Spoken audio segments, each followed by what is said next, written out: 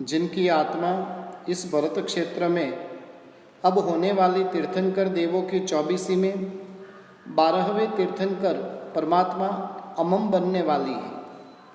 वे श्री कृष्ण के भाव में भी विशिष्ट कोटि के योगी थे, धर्मात्मा थे।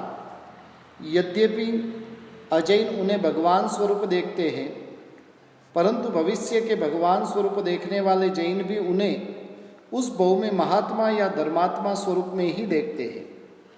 अजैन चिंतकों को और कृष्ण भक्तों को बिना पूछे यह कहने का मन हो जाता है कि श्री कृष्ण को भागवत में तुम भले भगवान के रूप में देखो, परंतु महाभारत कथा में उन्हें भगवान के रूप में नहीं देखो, क्योंकि उसमें उनके स्वरूप में धूर्तता, मिथ्याभाषित्व, छल, प्रपंच आदि कई बातें व्यवस्थापूर्ण की जाती देखने को मिलती है, जिसे सुनकर सवाल उठता है कि क्या भगवान ऐसा कर सकते हैं, ऐसा गलत करवा सकते हैं? भगवान के लिए शत्रु मित्र का कोई भेद हो सकता है? दोस्तों के उद्धार के लिए और दुश्मनों के संहार के लिए भगवान अवतार ले सकते हैं भला? आज की नई पीढ़ी के मन में तो ऐसे सवाल निश्चित ही उठते हैं। श्री कृष्ण की लीला कहकर दिया जाने वाला समाधान उनके गले नहीं उतरता। इसीलिए अजैन दृष्टि में इतना विवेक किया जा सकता है कि भागवत में श्री कृष्ण भगवान हैं, परंतु महाभारत में श्री कृष्ण बहुत ही उत्कृष्ट स्तर के राजनीतिज्ञ है। इसमें सभी सवालों का निराकरण हो जाएगा। भगवान की बात न्यारी है, राजनीतिज्ञ की बात न्यारी है। हत्यारे को भगवान तो क्षमा कर दे, परंतु राजनीति में ऐसी माफी को स्थान नहीं है। बहुत बड़े लाभ को पाने के लिए राजनीति में कई सच्ची झूठी गलतियां विवश होकर भी करनी पड़ती है। जैन दृष्टि तो इस विषय में बहुत ही संगत है। उसके अनुसार श्री कृष्ण उस भाव में भगवान का नहीं है। हाँ, वे धर्मात्मा और महात्मा जरूर है, परंतु सब्र वे कर्मात्मा भी है। वे अनासक्त कर्म के भी स्वामी हैं। इस प्रकार उनके जीवन में दो वस्तुएं देखने को मिलती है। सामान्यतः वे धर्मात्मा हैं, परंतु कुछ परिस्थितियों में वे कर्मात्मा अनासक्त कर्म योगी है। ऐसे उभय स्वरूपी मिश्रण वाली आत्मा को जैन मतानुसार सम्यक दृष्टि कहा जाता है। जैसे संसार का त्याग कर साधु ही हुई आत्मा योगी कहलाती है, उसी तरह ऐसे साधु जीवन की सतत उपेक्षा करने वाला संसार में है। उसी तरह ऐसे साधु जीवन की सतत अपेक्षा करने वाला संसार में रहा जीव भी यदि सम्यक दृष्टि हो तो उसे भी भोगी होने के बावजूद योगी कहा जाता है। श्री कृष्ण का सम्यक दर्शन भी कोई छोटा मोटा नहीं था, परंतु उत्कृष्ट स्तर का क्षायिक भाव का सम्यक दर्शन था। इसलिए वे संसारी योगियों में भी श्रेष्ठ स्तर के योगी थे, योगेश्वर थे। जैन मत यही कहता है। ऐसे धर्मात्मा और कर्मात्मा श्री कृष्ण का पहला धर्मात्मा स्वरूप हम देखते हैं। श्री कृष्ण की आत्मा धर्मी आत्मा तो थी ही, परंतु साथ ही साथ वह भविष्य में होने वाले अमम नामक तीर्थंकर की आत्मा थी। अतः उनका वह जीव द्रव्य अन्य धर्मी जीवों की तुलना में कहीं ऊंचा था। अन्य उत्तम कोटि के धर्मी जीव चमकते शीशे के टुकड़े जैसे होते हैं, जबकि तीर्थंकर देव का यह धर्मात्मा तो रत्न तुल्य कहा जाएगा। हो सकता है कि वह कर्म दोष के कारण कुछ मैला भी दिखता हो, इसलिए श्री कृष्ण की आत्मा उस भाव में भी बहुत करुणार्थ थी। तीर्थंकर देव की आत्मा पूर्व के किसी भी भाव में प्रायः करुणाशाली होती है। धर्मात्मा श्री कृष्ण परमात्मा नेमिनाथ के परम भक्त होने के कारण मोक्ष को पाने के एकमात्र लक्ष्य वाले थे और चारित्र जीवन के धर्ममय जीवन के कट्टर पक्षधर थे। इस लक्ष्य पक्ष की जोड़ी से युक्त थे, इसीलिए वे धर्मात्मा थे। जिनके पास यह लक्ष्य पक्ष नहीं, वह कितना भी धर्म का क्रियाकांडी हो, उसे धर्मात्मा नहीं कहा जा सकता है। मोक्ष प्राप्ति के लक्ष्य के कारण और चारित्र धर्म के पक्ष के कारण श्री कृष्ण चारित्र धर्म मुनियों के अत्यंत भक्त थे। इसीलिए एक बार उन्होंने 18,000 मुनियों को वंदन किया था। उनके शासन के प्रदेश में उन्होंने ढिंढोरा पिटवाया था। माता पितादि की आजीविका की चिंता से कोई धर्मात्मा यदि दीक्षा नहीं ले सकता है तो उसे आजीविका की सारी चिंताओं से श्री कृष्ण उसे मुक्त कर देंगे। इस कारण ढेरों गरीब परिवारों में से भी युवक युवतियों की दीक्षा हुई थी। यौवन की दहलीज पर कदम रखने वाली अपनी तमाम सुपुत्रियों से वे सवाल करते, बेटा तुझे रानी होना है या दासी? पुत्री कहती, पिताजी मुझे तो रानी ही होना है न। तो बेटा तू परमात्मा नेमिनाथ जी से दीक्षा ग्रहण कर, कहकर श्री कृष्ण जी प्रत्येक सुपुत्री को संयम मार्ग पर मोड़ देते थे। हाँ, एक पुत्री ने विपरीत बात की तो उसकी शादी करवाई, लेकिन पति वीर साध्वी से ऐसा टोटका करवाया कि वह अंततः साध्वी बनी। किसी निकाचित कर्मों के उदय से भले श्री कृष्ण आजीवन चारित्र नहीं ले सके, परंतु उसकी तरफ का उनका अनुराग अति गूढ़ था। यह उपरोक्त प्रसंग से स्पष्ट दिखाई देता है। इतना ही नहीं, अपनी जिन संतानों ने विवाह मार्ग पसंद किया उनकी शादी कराने में उनके सगे स्नेहीजनों ने ही दिलचस्पी ली, इसीलिए श्री कृष्ण उससे बिल्कुल अछूते रहे। श्री कृष्ण के गुण ढेरों थे, उनमें जो गुणानुराग था वह अद्भुत था।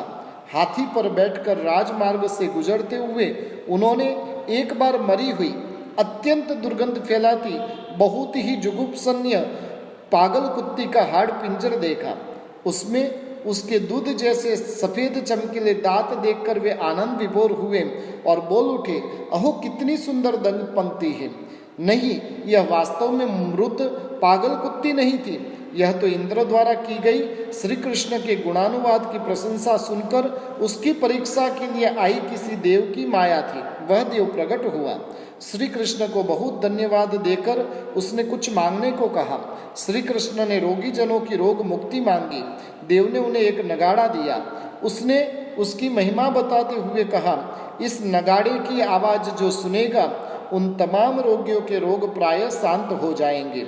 हर 6 माह में ये नगाड़ा एक बार बजाया जाता। श्री कृष्ण उस समय हजारों रानियों के समक्ष उपस्थित थे। नगाड़े की ध्वनि से पूर्णतः रोग मुक्त होकर हंसते खेलते घर लौटते लोगों को देखकर श्री कृष्ण के आनंद की कोई सीमा नहीं रहती। उनकी आंखें खुशी से छलक उठती।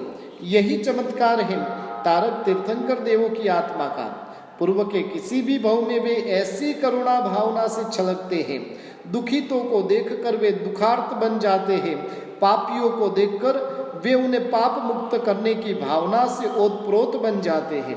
दूसरों के दुख और पाप का विचार उनके लिए प्राथमिकता होता है। उस समय अपने दुख को वे हमेशा गौण कर देते हैं। एक बार जंगल से हाथी पर गुजरते हुए उन्होंने एक वृद्ध को देखा। वह अति वृद्ध था। उसे एक जगह पर अपना छोटा सा मकान बनाना था। वह गरीब था, इसीलिए कुम्हार के निबाड़े से एक एक ईंट स्वयं उठाकर निश्चित जगह पर लाता था। लंबे अंतराल के कारण एक एक ईंट लाते हुए वह आप जाता था। उसे बार बार विश्राम लेना पड़ता था। यह देख कर श्री कृष्ण दयाद्र बन गए। 3 खंड के राजा रूपी अपना पद भूल गए। हाथी से उतरकर स्वयं ईंट निबाड़े से उठाकर चलने लगे। यह देखकर उनके साथ आए हजारों लोग भी एक एक ईंट उठाने लगे। उस वृद्ध का काम पूरा हो गया। उसके मुख पर आनंद देखकर श्री कृष्ण हर्ष विभोर हो गए। ऐसी ब्रह्मांड व्याप्ति करुणा के स्वामी श्री कृष्ण थे। इसीलिए उन्होंने कुरुवंश के युद्ध को रोकने के लिए अंत तक कड़े प्रयास किए थे। 13 वर्ष का वनवास पूर्ण होने के बाद शर्त के मुताबिक दुर्योधन को हस्तिनापुर पांडवों के हवाले कर देनी चाहिए थी, परंतु वह मुकर गया। उसकी सत्ता भूख अदम्य थी। उसने वचन भंग किया। पांडव युद्ध के मैदान में दुर्योधन के साथ फैसला करने को सज्ज हुए तो श्री कृष्ण ने उन्हें रोका। उनके इनकार के बावजूद श्री कृष्ण स्वयं विष्टिकार बने और दुर्योधन के पास गए। उससे कहा, कुछ भी हो युद्ध नहीं होना चाहिए। हे दुर्योधन, पांडव क्षत्रिय हैं, उन्हें राजठाठ बिना नहीं चलेगा, अतः तू उन्हें मात्र 4-5 गांव दे दे। वे उसकी ठकुराई भोग कर संतोष से जीवन पूर्ण कर लेंगे। यदि इसमें तू सहमत होगा तो हस्तिनापुर की गद्दी तेरे पास बनी रहेगी और युद्ध का भयंकर संहार टाला जा सकेगा। परंतु दुर्योधन ने इतनी सी बात से भी इनकार कर दिया। उसने श्री कृष्ण से स्पष्ट कह दिया, क्षत्रिय कभी ऐसी मांग करने वाले भिक्षुक नहीं बनते। उन्हें हस्तिनापुर का राज लेना हो तो ले सकते हैं, परंतु उसका निर्णय युद्ध द्वारा ही होगा, वरना भिखारियों को तो 5 गांव क्या 1 इंच धरती भी नहीं मिलेगी। इस समय काफी कड़े शब्दों में श्री कृष्ण ने दुर्योधन को उसकी भलाई की शिक्षा दी थी। वह नहीं माना तो पिता धृतराष्ट्र से पुत्र को काबू में रखने की बात कही। अंततः धृतराष्ट्र की भी मूर्ख पुत्र के प्रति मोहांधता की निंदा कर तथा युद्ध हारा होने वाले कौरव कुल के महासंहार का भय भी दिखलाया। इन सबके पीछे श्री कृष्ण की करुणा भावना ही जोरों से काम कर रही थी। उसे महासंहार बिल्कुल मंजूर नहीं था।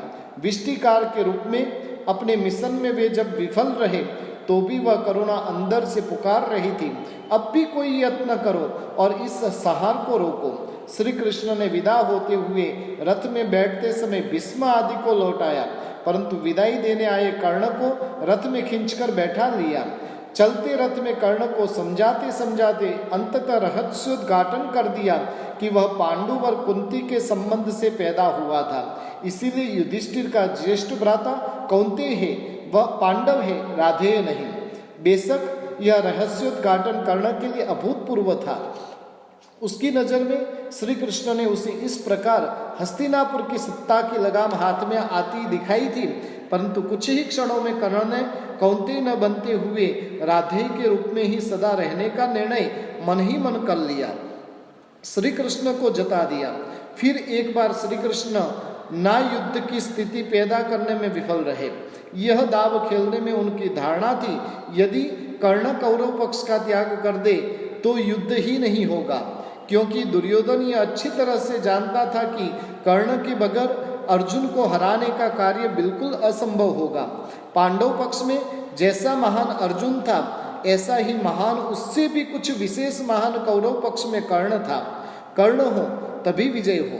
कर्ण रहित युद्ध में दुर्योधन की पराजय निश्चित थी।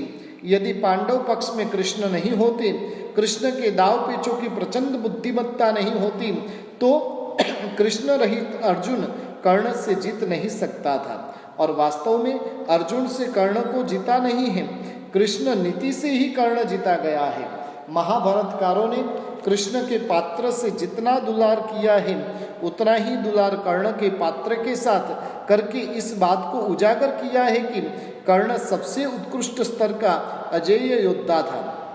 श्री कृष्ण ने जीव मात्र के प्रति करुणा भावना से प्रेरित होकर युद्ध रोकने के हर संभव प्रयास कर लिए, परंतु नियति को युद्ध ही मंजूर था। ऐसे में श्री कृष्ण का विफल होना आश्चर्यजनक नहीं है। सामान्य स्तर के सज्जन इंसान भी इस युद्ध के विनाश से कांप उठते हैं। भविष्य में संभावित तृतीय विश्व युद्ध कैसा हो सकता है, इस बारे में आंख के सामने स्पष्ट चित्र प्रस्तुत करने वाली फिल्म द लॉन्गेस्ट डे देखकर विश्व के लाखों लोग भयभीत हो गए। अमेरिका में तो लाखों लोगों की रैली निकली, उसमें युद्ध की विघातक सामग्रियों को समुद्र में विसर्जित कर देने के गगनभेदी नारे लगाए गए। युद्ध और युद्धेतर समय की संभावनाओं की कल्पना से ही रोंगटे खड़े हो जाते हैं। सम्राट अशोक ने युद्ध की तबाही देखी, उन्होंने सदा के लिए तलवार को म्यान में डाल दिया। दूसरे विश्व युद्ध में हिरोशिमा पर परमाणु बम फेंकने का काम जिस विमान चालक ने किया, उसने पीछे मुड़कर विमान से जो भयानक आग, चीखे, शरीर के कट कर उड़ते अंग, धमाकों की आवाजें आदि देखी सुनी, वह पागल हो गया। वर्षों तक पागलों के अस्पताल में रहा।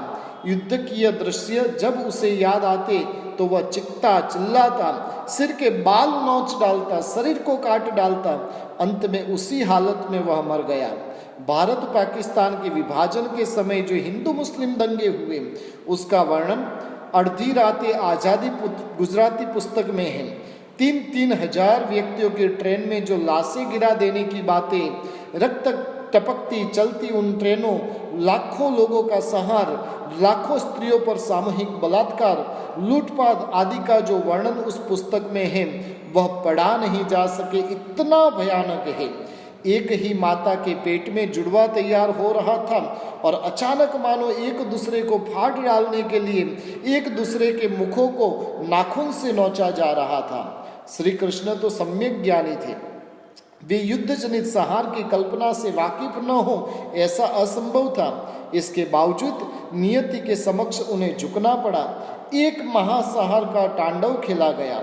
नियति के समक्ष कौन लाचार नहीं है।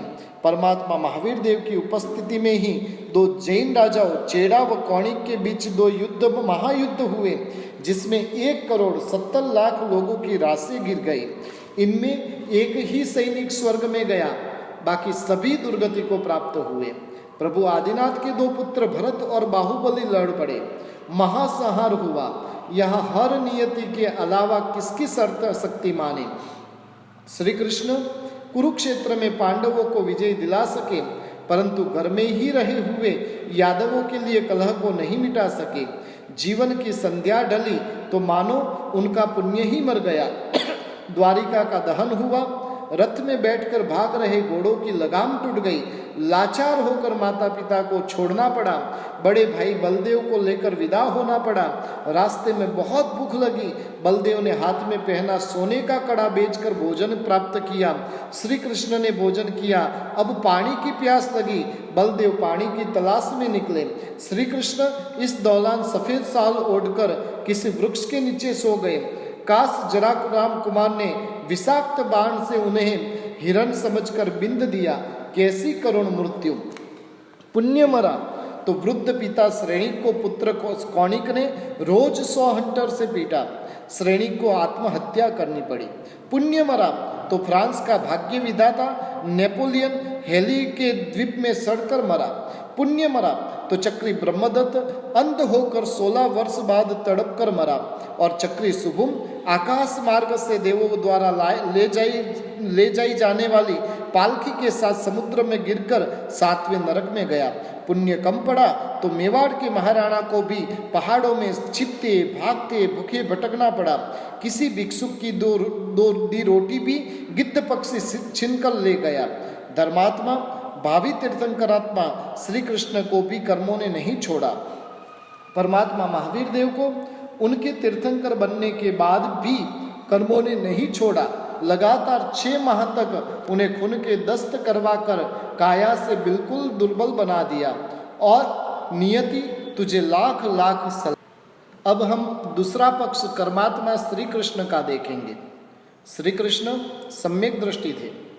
सम्यक दृष्टि जीव को भोग भोगने पड़ते हैं, युद्ध करने पड़ते हैं, इससे वह तीव्रता से आसक्त नहीं बनता, इसीलिए उसे आसक्त कर्म योगी कहा जाता है।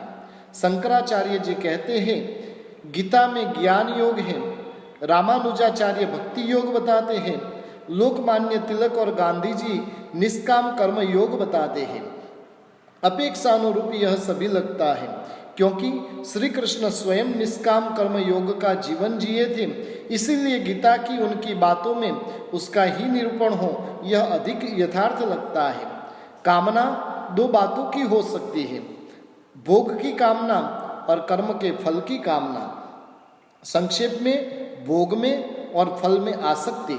श्री कृष्ण दोनों बातों में अनासक्त थे।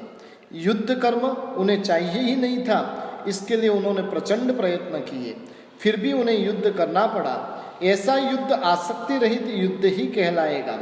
फिर यश कीर्ति प्रतिष्ठा आदि की प्राप्ति के फल की कामना भी उन्होंने नहीं की थी, इसीलिए तो उन्होंने अनेक बार विचित्र मामलों में लोगों से अपयश और अपकीर्ति प्राप्त किए हैं। जरासंध के साथ युद्ध में घोर मानव संहार पराजय की आशंका को देखकर वे रण से भाग गए और रणछोड़ कहलाए, परंतु इससे मानव संहार टल गया, जिसका उन्हें आनंद था।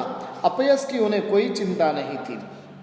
अति भयानक क्रोधावेश में द्रोणाचार्य ने कई बड़े नरसंहार शुरू किए। उसे रोकने के लिए दुर्जय द्रोणाचार्य को खत्म करने के लिए उन्होंने युधिष्ठिर से लगभग असत्य कहलवाया। अश्वत्थामा हतः नरो वा कुंजरो वा, इससे श्री कृष्ण का मूल्य घटा, लेकिन उसकी उन्होंने परवाह नहीं की। एक ब्राह्मण युद्ध खिला सिखा सकता है, लेकिन युद्ध तो नहीं ही कर सकता है। द्रोण ने इस नियम का उल्लंघन किया, जिसके विरुद्ध श्री कृष्ण ने अपना दाव खेलकर भी उसका नाश किया। द्रोण कौरव पांडवों के गुरु के रूप में कितने ही महान थे, लेकिन उन्होंने दुर्योधन आदि आतताइयों का पक्ष लेकर अपनी महानता खत्म की थी। यह बात श्री कृष्ण की नज़र में खटकती थी।